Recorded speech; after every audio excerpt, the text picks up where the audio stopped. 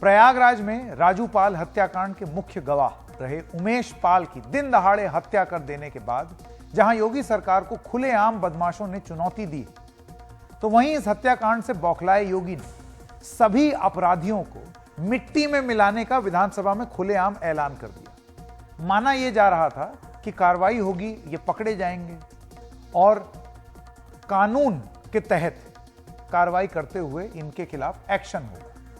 लेकिन इसके बाद एक हमने पुलिस एक्शन दिया और पुलिस हरकत में आ गई और उस पुलिस एक्शन में हमने देखा कि जो योगी आदित्यनाथ का बुलडोजर है वो इधर उधर गरजने लगा। मार्च के महीने में बुलडोजर मार्च शुरू हो गई। 1 मार्च, 2 मार्च और 3 मार्च प्रयागराज में बुलडोजर की मार्च शुरू हो गई। माने कि मिट्टी में मिला देने वाली जो बात थी वो कुछ इस प्रकार थी कि बुलडोजर चलेगा। तो बात नहीं थी, लेकिन जो हुआ जमीन पर वो वही पुरानी चाल थी, बुलडोजर। अब हम जानते हैं कि जो कागजी कार्रवाई होती है उसमें बुलडोजर की कार्रवाई इस तरीके से दिखाई जाती है कि आपने अतिक्रमण कर लिया, तो इस वजह से ये कार्रवाई हो रही। लेकिन जनता को जो संदेश गया वो ये था कि जो इस तरीके का दुस्साहस करेगा, जघन्य अपराध करेगा, उसके खिलाफ बुलडोजर चले।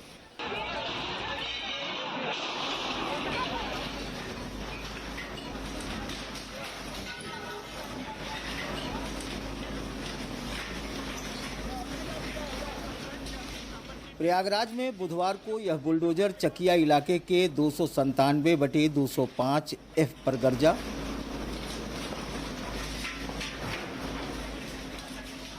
बुलडोजर की यह कार्रवाई प्रयाग डेवलपमेंट अथॉरिटी ने यह कहकर की कि इस घर का नक्शा नहीं पास था, यह अवैध था। लेकिन संदेश इस बात का था कि इसी मकान में अतीक की पत्नी अपने परिवार के साथ बतौर किराएदार रह रही थी और आरोप यह भी है कि इसी मकान पर उमेश पाल की हत्या के बाद शूटर आए थे। अतीक की संपत्तियों पर पहले ही बाबा का बुलडोजर चल चुका है, लिहाजा उनके पास रहने के लिए घर नहीं था, तो उनका पूरा परिवार यही रहता था। हत्याकांड के बाद जो शूटर्स थे वो उस रात इसी घर में शरण लिए हुए थे। वैसे भी अतीक का पूरा परिवार, उनके बेटे असद जो हत्याकांड में शामिल बताए जा रहे हैं, वो भी यही रहते थे। गौरतलब है कि माफिया अतीक अहमद पर प्रदेश सरकार ने कार्रवाई करते हुए उनकी तमाम संपत्तियों पर बुलडोजर चला दिया था। यहाँ तक कि उनके घर को भी जब गिरा दिया तो उनका परिवार इसी मकान में आकर किराए पर रहने लगा था। यह मकान बांदा निवासी जफर अहमद खान का था, लिहाजा यह मकान जब गिराया जाने लगा तो जफर की तरफ से वकील ने अपने सफाई देते हुए कहा कि यह ध्वस्तीकरण करना अवैध है। श्री अतीक अहमद का मकान गिराया जा चुका था और उनकी पत्नी अपने मायके में रह रही थी बच्चों के साथ, तो उन्होंने इस मकान को श्री जफर अहमद खान से किराए पर लिया हुआ था और वो इस मकान में किराए पर रह रही थी। मकान में बिजली का जो मीटर लगा हुआ है, बिजली कनेक्शन है, वो भी श्रीमती शाइस्ता परवीन के नाम से है, लेकिन मकान श्री जफर अहमद खान साहब का है जो है। और ये मकान बेनामी बताकर जो है श्री जफर अहमद खान को बिना नोटिस दिए एडीए इस मकान को गलत तरीके से, अवैध तरीके से ध्वस्त कर रहा है। कार्रवाई के बाद जफर अहमद ने मीडिया के सामने अपनी बात जारी करते हुए कहा कि उनके ऊपर यह कार्रवाई गलत हुई है। वह बांदा में ANI के रिपोर्टर है और उनके बारे में बांदा का प्रशासनिक अमला LIU से जांच करा सकता था। उनका अतीक अहमद या किसी से कोई लेना देना नहीं है, बस वह उनके किराएदार थे और मकान मालिक होने की इतनी बड़ी सजा उन्हें कैसे मिल सकती है। अगर किसी को किराए पे देना अपराध है तो मुझे नहीं लगता कि बहुत से ऐसे मकान होंगे जो किराए पे ही उठते हैं, और उस बात की मुझको कोई जानकारी भी नहीं। ना ही मैं इलाहाबाद जाता आता हूँ, कभी कभार महीने में एक बार गया, अपने बहन के घर तक गया, वापस आ गया। हालांकि वो मकान सिर्फ जब से मैंने लिया है, सिर्फ जिस दिन बैनामा हुआ था उस दिन हम थोड़ी देर के लिए उस मकान के बाहर ज़रूर गए थे। उसके बाद उसी टाइम हम वापस चले आते। उसके बाद से आज तक वो मकान हम न गए हैं न देखा है। जफर के मकान गिराए जाने पर इलाके में कई तरह के चर्चे थे। तभी शुक्रवार को फिर एक बार इलाहाबाद में बुलडोजर गरजा। इस बार भी इस बुलडोजर के निशाने पर अतीक के करीबी माने जाने वाले माशुकुद्दीन का घर था। माशुकुद्दीन का घर पुरा मुफ्ती के अहमदपुर असरौली इलाके में है। इस ध्वस्तीकरण पर पीडीए ने कहा कि 200 गज में बने इस मकान का नक्शा नहीं पास था और वायुसेना ने भी इस पर आपत्ति जताई थी, लिहाजा इसे गिराया जा रहा है।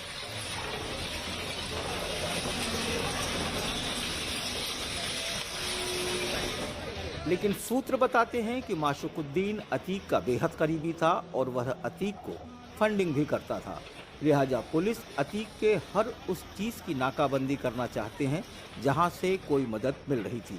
लेकिन माशुकुद्दीन के ससुर कह रहे हैं कि यह मेरे दामाद का मकान है, बेटी और दामाद टीचर हैं, उनका अतीक से कोई लेना देना नहीं है और इस मकान को लोन लेकर बनाया गया है। इस पर नोटिस जरूर आई थी लेकिन हमने जवाब दिया था, उसके बाद हमें कोई नोटिस नहीं मिली है। यह सिर्फ बदले की कार्रवाई है। जो कार्रवाई हो रही है, जो अतीक से जुड़े लोग हैं, अतीक अहमद से कोई संबंध है आपका? पूरे इलाहाबाद के जितनी गद्दी बिरादरी पूरे अतीक से जुड़ा है। एक तरफ सबको मरवा दें गोली, एक तरफ सबको सारी गद्दियों को मरवा दें गोली। जितने गद्दी जितनी बिरादरी पूरा अतीक से जुड़ी हुई है। ये आरोप लग रहे हैं काहे के लिए? फाइनेंसर हम अपना मकान अपना मकान बनाने के लिए पर्सनल लोन 3 लोगों के लिए लिया है। 35 लाख 36 लाख का मैंने लोन लिया बैंक से, तब मकान बना रहे हैं। किसी के बाद में मुकदमा हमारे दामाद के यहाँ भी एक मुकदमा निकाल दीजिए, मैं अभी हट जाता हूँ यहाँ से। उमेश पाल हत्याकांड में जिन लोगों का एफआईआर में नाम दर्ज है, पुलिस अभी उन तक तो नहीं पहुँच पाई है, लेकिन इस पूरे मामले में अतीक के बेटे के ड्राइवर का पुलिस ने इनकाउंटर किया है तो उसके करीबियों के मकानों पर बुलडोजर से ध्वस्तीकरण की कार्रवाई की।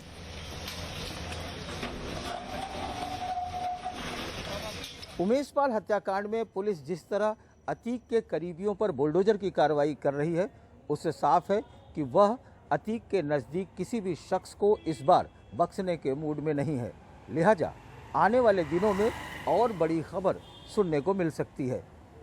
बांदा से सलाउद्दीन, इलाहाबाद से नितिन गुप्ता के साथ वाराणसी से अजय सिंह, एनडीटीवी इंडिया। और कोविड के दौरान 4,250 कैदियों को विशेष तौर पर पैरोल देकर घर जाने दिया गया था, लेकिन जब उन्हें वापस जेल में बुलाया गया तो उनमें से 400 के करीब वापस नहीं आए। अब उनसे इन जो लोग हैं 400 के करीब, इनमें से 18 को मुंबई पुलिस ने पकड़कर जेल पहुंचाया है, लेकिन अब भी 350 के करीब कैदी जेल के बाहर हैं जिनकी तलाश जारी है।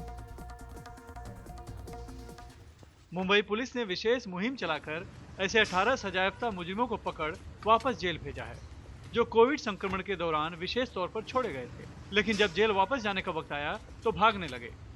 कोविड में जो कन्विक्टेड आरोपी थे तो पैरोल पे रिलीज किया गया था। कोविड खत्म होने के बाद उनको वापस जेल में रिपोर्ट करना था, तो रिपोर्टिंग हुआ नहीं। उसके बाद हमने पूरा लिस्टिंग इनका लिया है। लिस्टिंग के हिसाब से अपने सब पुलिस स्टेशन को हमने ये टास्क दिया था। इस स्पेशल ड्राइव में अभी तक तकरीबन 18 लोगों को हम पकड़ के वापस उनको जेल में हम लोगों ने डिपोजिट किया है। तो काफ़ी लोगों पे केस भी रजिस्टर किए। मुंबई और महाराष्ट्र की 20 जेलों में 35,000 के ऊपर कैदी हैं, जो जेलों की तय क्षमता से ज्यादा है। संक्रमण बढ़ने का खतरा देख भीड़ कम करने के लिए महाराष्ट्र की जेलों से कैदियों को घर जाने दिया गया था। साल 2020 में 4,253 सजायाफ्ता कैदियों को विशेष तौर पर पैरोल दिया गया था, लेकिन वापसी के समय 400 के करीब गायब हो गए। मुंबई की जेल से भी 72 कैदी छोड़े गए थे, जिनमें से कुछ छुपे रह गए, इसलिए अब उन्हें वापस सलाखों के पीछे पहुंचाने के लिए पुलिस को विशेष धरपकड़ अभियान चलाना पड़ा है। पहचान बदलकर छुपे कैदियों तक पहुंचने के लिए पुलिस कभी कुरियर बॉय तो कभी इंश्योरेंस एजेंट बनकर जाती रही।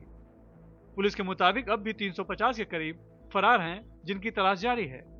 इसी मुहिम के साथ मुंबई पुलिस ने 193 जो फरार आरोपी थे, जिन्होंने कि कुछ अपराध किया है लेकिन वो पकड़े नहीं गए, उनकी भी गिरफ्तारी की है, और साथ में 72 के करीब जो एब्सकॉन्डर हैं उनकी भी गिरफ्तारी की है। और पुलिस की पूरी कोशिश है कि मुंबई में इस तरह के जो भी वांटेड हैं, एब्सकॉन्डर हैं या फिर पैरोल पर छूटे हैं लेकिन वापस नहीं जा रहे हैं, ऐसे सबकी पहचान की जाए, उनकी लिस्ट निकाली जाए और एक विशेष मुहिम की तौर पे सभी की गिरफ्तारी की फिलहाल कोशिश है। और मुंबई पुलिस ने इसके लिए सभी पुलिस थानों को अलर्ट किया है और सभी पुलिस थाने फिलहाल इस मुहिम में शामिल हैं और कोशिश है कि सभी को सभी गिरफ्तार करके उनको वापस जेल भेजा जाए। मुंबई से कैमरामैन संजय मंडल से सुनील सिंह, NDTV इंडिया की।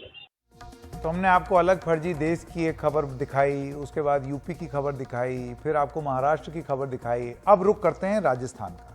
राजस्थान के मुख्यमंत्री अशोक गहलोत ने भरतपुर में नासिर और जुनैद के परिजनों से मुलाकात की।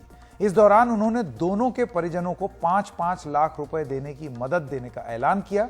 भरतपुर में घाटमीका गांव के रहने वाले नासिर और जुनैद के जले हुए शव 16 फरवरी को हरियाणा के भिवानी में एक जली हुई बोलेरो कार में मिले थे।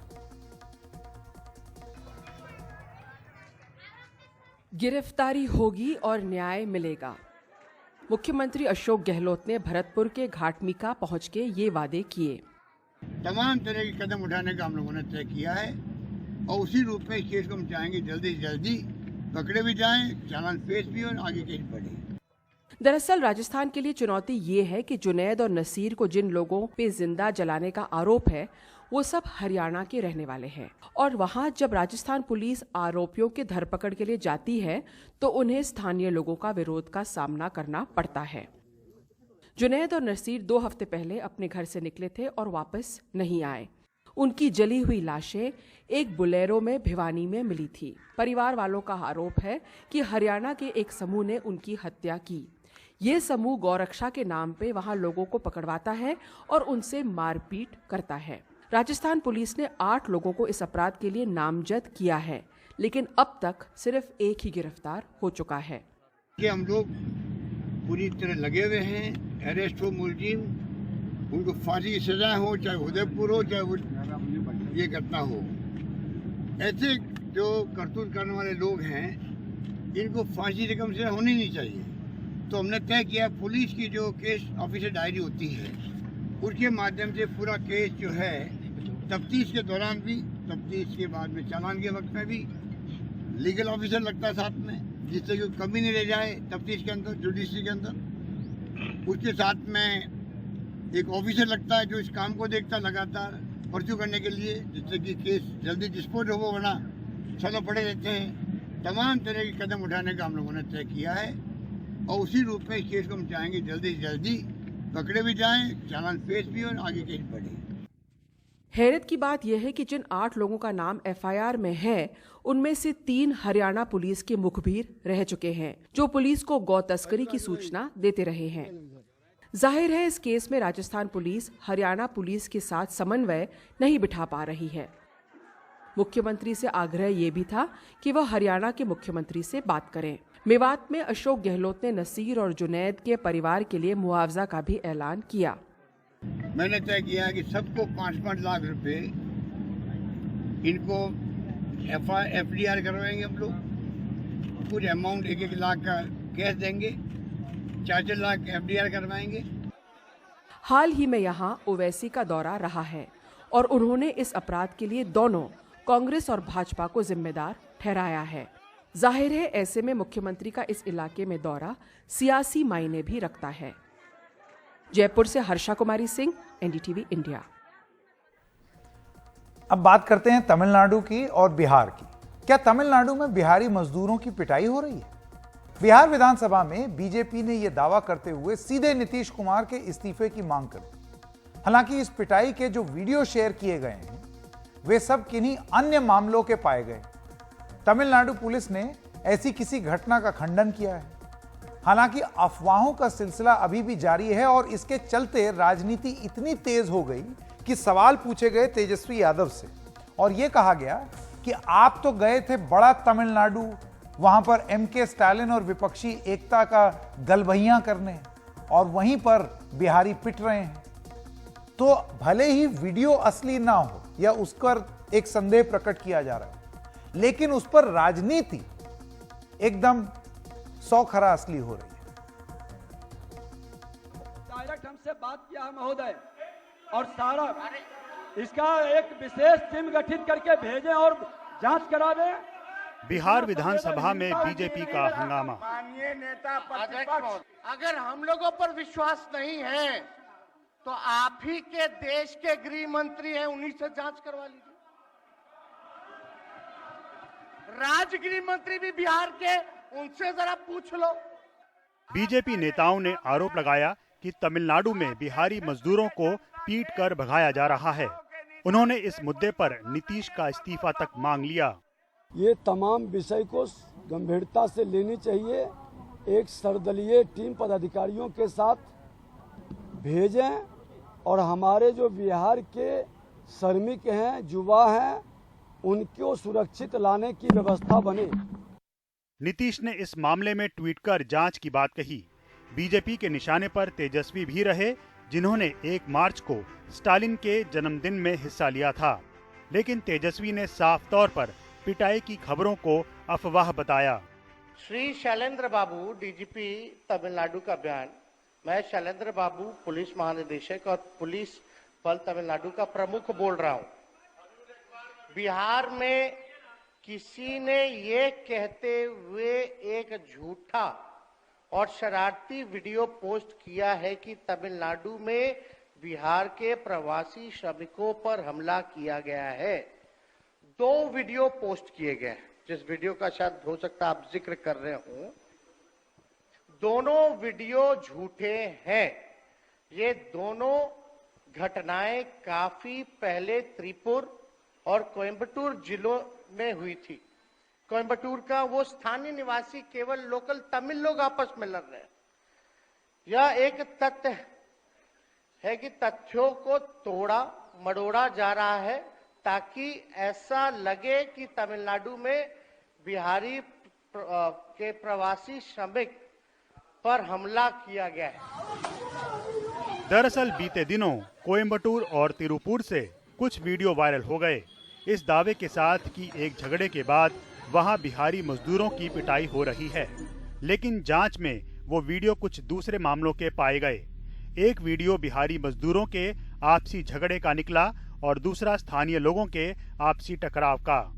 तमिलनाडु पुलिस ने सख्ती से इन खबरों का खंडन किया। वो एक्चुअली न्यूज़ जो है उसमें ये है कि एक बंदा दिखाया जा रहा है कि जो उसको रोड पे नीचे बिठा के उसको पीटा जा रहा है और उसको मारा जा रहा है, लेकिन ऐसा कोई संभव, ऐसा कोई इशू या ऐसा कुछ तिरुपुर सिटी में हुआ ही नहीं है। इसके खिलाफ एक एफआईआर आज रजिस्टर की जा रही है तिरुपुर सिटी में, और जो बंदा इस अफवाह को फैला रहा है उसका एड्रेस हम आईपी एड्रेस वगैरह ट्रेस करके, या अपना जो भी सोर्स है उससे ट्रेस करके उसके खिलाफ एक सख्त कार्रवाई की जाएगी। हालांकि अफवाहें अभी थमी नहीं हैं। रेलवे अधिकारी सतर्क हैं कि वहां से कोई भगदड़ तो नहीं हो रही। फिलहाल प्रशासनिक चुस्ती से हालात सामान्य हैं। Bureau report, NDTV India. और आइए अब बात कर लेते हैं कर्नाटक की। कर्नाटक की लोकायुक्त पुलिस ने सत्ताधारी बीजेपी के एक विधायक विरूपाक्षा के बेटे को रिश्वत लेते रंगे हाथों गिरफ्तार किया और इस बीजेपी एमएलए के बेटे के घर और दफ्तर से 8 करोड़ रुपए नगद बरामद हुए। बीजेपी विधायक के खिलाफ भी एफआईआर दर्ज कराई गई है और उन्हें आरोपी नंबर 1 बनाया गया। नोट गिनते गिनते अधिकारियों की पूरी रात निकल गई। तकरीबन 9 करोड़ रुपए निकले। ये नोट जल बोर्ड के वरिष्ठ अधिकारी प्रशांत विरूपक्षा के पास थे। वे बीजेपी विधायक मडाल विरूपक्षा के बेटे हैं। एफआईआर में विधायक का नाम भी शामिल है क्योंकि छापा उनके घर और दफ्तर पर पड़ा था। विधायक मडाल विरूपक्षा मैसूर संदल सोप बनाने वाली सरकारी company Karnataka soap and detergent limited के चेयरमैन थे। आरोप है कि इसी कंपनी में सप्लाई के लिए कॉन्ट्रैक्टर से रिश्वत ली जा रही थी। इस मामले में जिन लोगों के खिलाफ एफआईआर हुई है उसमें बीजेपी विधायक को आरोपी नंबर 1 बनाया गया है। Whatever is the role is going to come out now. Whoever is actually involved, उनकी इस पूरे प्रकरण में क्या भूमिका है उसकी जांच हो रही है। किसने मांगा, किसने लिया, सब साफ होगा। हमने 5 लोगों को गिरफ्तार किया है, प्रशांत, उसके सचिव और वो 3 लोग जो रिश्वत देने आए थे। and 3 others were bribe givers. So all of them have been taken into custody. विधायक मडाल विरूपक्षा को Karnataka soap and detergent limited के अध्यक्ष पद से इस्तीफा देना पड़ा। उन्होंने लिखा कि लोकायुक्त की छापामारी से मेरा कोई लेना देना नहीं है। यह साजिश है मेरे और मेरे परिवार के खिलाफ, क्योंकि इस मामले के बाद मुझ पर लोग शक करेंगे। इसीलिए मैं केसीडीएल के अध्यक्ष पद से इस्तीफा दे रहा हूं। विधानसभा चुनाव नजदीक है, ऐसे में बीजेपी की परेशानी समझी जा सकती है। अब सब कुछ लोकायुक्त के सामने है। उनकी ओर से स्वतंत्र और न्याय संगत जांच होने दीजिए। ये किसका पैसा है, किसके लिए लाया गया है, ये सारी बातें सामने आने दीजिए। सच सामने आना जरूरी है, इसीलिए हमने लोकायुक्त को बनाया है।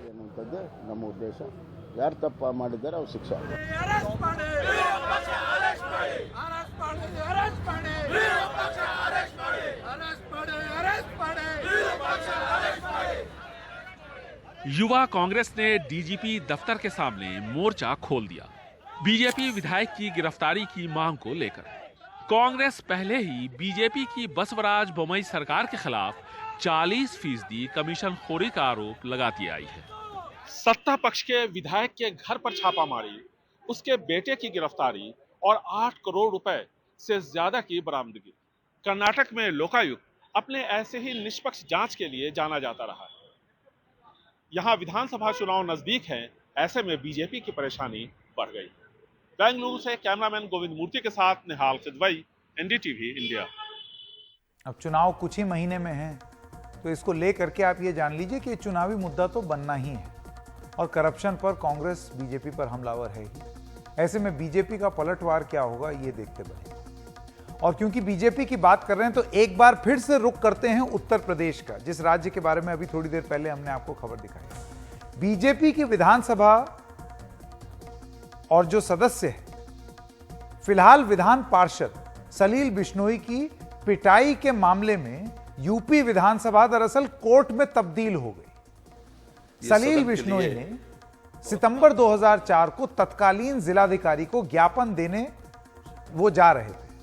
आरोप यह है कि सलील बिश्नोई के साथ तत्कालीन क्षेत्राधिकारी अब्दुल समद समेत 6 पुलिस कर्मियों ने गलत व्यवहार किया था। इसके बाद आज संसदीय कार्य मंत्री सुरेश खन्ना उत्तर प्रदेश के, उनके प्रस्ताव पर सदन ने सभी पुलिस कर्मियों को 1 दिन के साधारण कारावास की सजा सुनाई। यानी कि यूपी की विधानसभा की ये तस्वीरें जो आप देख रहे हैं, वो आप ये समझ लीजिए, आपको 1 सेकंड को ये तस्वीर देख करके लगेगा अरे ये तो वो कोई फिल्मी कोर्ट सीन है, मिलॉर्ड जैसे करके पहले नहीं बोलते थे लोग। ये बिल्कुल उसी तरीके से पुलिस को समन कर लिया यूपी विधानसभा के अंदर। आइए सुनने की कोशिश करते हैं इस कार्रवाई में क्या हो रहा है।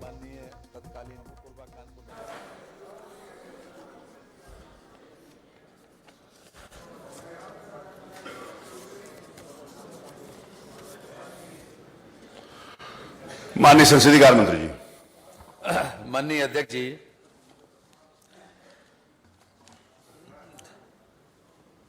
ये सदन के लिए बहुत महत्वपूर्ण दिन है।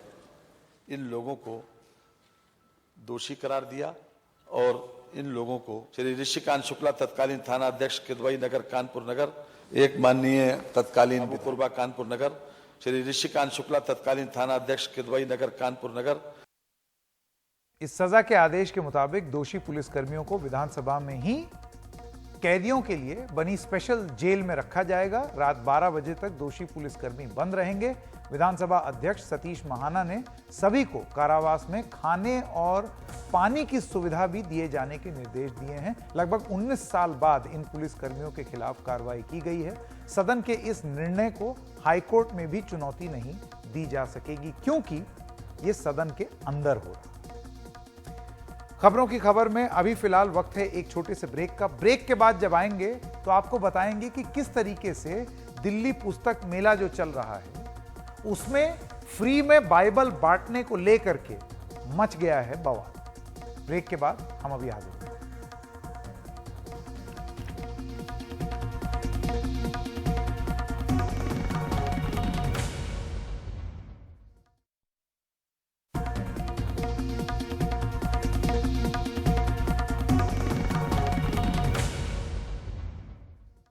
ब्रेक के बाद आपका स्वागत है। दिल्ली के प्रगति मैदान में चल रहे विश्व पुस्तक मेले में फ्री में बाइबल बांटने का कुछ लोगों ने विरोध किया।